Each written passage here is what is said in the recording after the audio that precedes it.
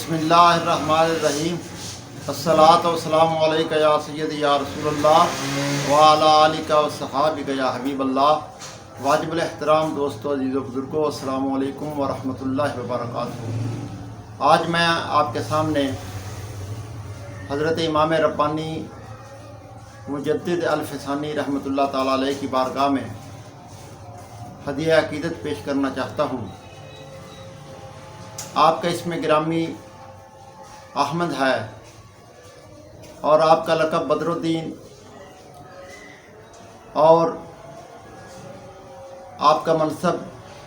مجدد الفسانی ہے۔ یاد رکھیں کہ آپ 14 شوال المکرم 971 ہجری کو سرہند شریف میں پیدا ہوئے اور آپ کا وصال شریف 28 صفر المظفر 1034 ہجری کو ہے۔ حضرت امام ربانی مجدد الفسانی رحمۃ اللہ تعالیٰ علیہ آپ دوسرے 1000 سال کے مجدد ہیں۔ پہلے 1000 سال میں سارے کا سارا ظاہری اور باطنی ہر لحاظ سے حضور سید عالم صلی اللہ علیہ وسلم آپ کی ہی تبلیغ کے اثرات اور دوسرے 1000 سال کے لیے آپ کو مجدد اعظم کا شرف عطا کیا گیا۔ حضرت امام ربانی مجدد الفسانی رحمۃ اللہ تعالیٰ علیہ جس دور میں آپ پیدا ہوئے اس زمانے میں دین میں گڑبڑ اور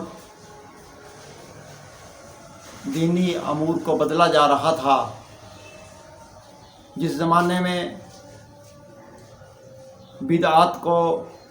رواج دیا جا رہا تھا اور مساجد کو شہید کیا جا رہا تھا، مسلم اور غیر مسلم میں فرق کو مٹایا جا رہا تھا، جب بادشاہ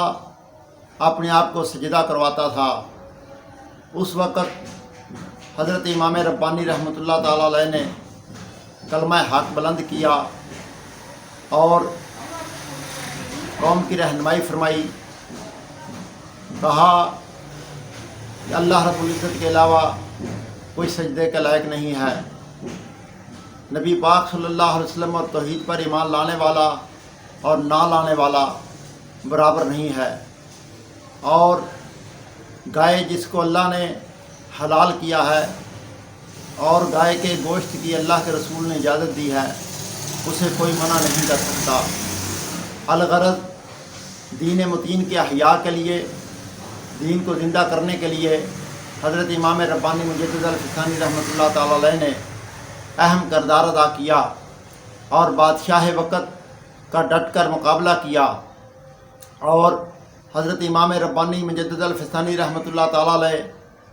آپ کو اللہ نے یہ شرف عطا فرمایا تھا کہ آپ نے اس قدر کلمہ حق بلند کیا، توحید کا پرچم لہرایا اور بدعات کو ختم کرنے میں آپ نے کردار ادا کیا اور سنت مصطفیٰ صلی اللہ علیہ وسلم کا ڈنکا بجایا، جس کے نتیجے میں حضرت امام ربانی رحمۃ اللہ تعالیٰ علیہ کی فکر اور آپ کی دینی خدمات کو دیکھ کر جب لوگ آپ سے وابستہ ہوئے اور بادشاہ وقت کو بھی اپنے کیے پر شرمندگی ہوئی اور آپ کو کہا کہ میں آپ کو اب رہا کرتا ہوں، تو حضرت مجدد پاک رحمۃ اللہ تعالیٰ علیہ نے فرمایا کہ میں رہا نہیں ہونا چاہتا، پہلے میری شرائط کو تسلیم کرو کہ جن چیزوں کو تم جاری کیے ہوئے ہو ان کو روکو، یعنی جن مساجد کو تم نے شہید کیا ہے ان کو دوبارہ تعمیر کرواؤ، اور گائے کا ذبیحہ جو ہے اس کی عام اجازت دو جیسا شریعت میں ہے۔ اور حضرت امام ربانی رحمۃ اللہ تعالیٰ علیہ نے اس کو کہا کہ یاد رکھو اللہ رب العزت کے علاوہ کسی کو سجدہ نہیں کیا جائے گا۔ حضرات گرامی قدر، حضرت مجدد پاک رحمۃ اللہ تعالیٰ علیہ نے توحید کا علم بلند کیا اور آپ نے اپنی شرائط کو تسلیم کروایا اور حضرت مجدد پاک رحمۃ اللہ تعالیٰ علیہ نے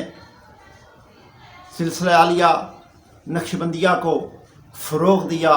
اور قوم کی رہنمائی فرمائی. جس وقت تک نبی کریم صلی اللہ علیہ وسلم کی اتباع نہ کی جائے، حضور کی شریعت پر عمل نہ کیا جائے، اس وقت تک نہ کوئی صوفی ہو سکتا ہے، نہ کوئی ولی ہو سکتا ہے، نہ کوئی کامل ہو سکتا ہے، نہ کوئی رہبر ہو سکتا ہے، نہ کوئی رہنما ہو سکتا ہے. بلکہ ان سارے مناصب کے لیے ضروری ہے کہ نبی کریم صلی اللہ علیہ وسلم کی شریعت کی پیروی کی جائے. الغرض حضرت امام ربانی مجدد الفسانی رحمۃ اللہ تعالیٰ علیہ آپ 28 صفر المظفر 1034 ہجری کو اللہ کی بارگاہ میں حاضر ہوئے. اللہ تبارک و تعالیٰ ہمیں امام ربانی مجدد الفسانی رحمۃ اللہ تعالیٰ علیہ کے نظریات اور آپ کی تعلیمات پر عمل کی توفیق عطا فرمائے، اور توحید جو ہے اس کے دامن سے اللہ ہمیں وابستہ رکھے. اور یاد رکھیں کہ اس 1000 سالہ دور میں جتنی بھی تحریکیں اٹھی ہیں یا اٹھیں گی، ان میں حضرت مجدد کا فیض ہے. جو بھی دینی کام ہوگا وہاں حضرت مجدد پاک رحمۃ اللہ تعالیٰ علیہ کی جو خدمات ہیں، ان کے جو فیضان ہے وہ اس میں شامل اور جاری و ساری رہے گا. آمین ثم آمین.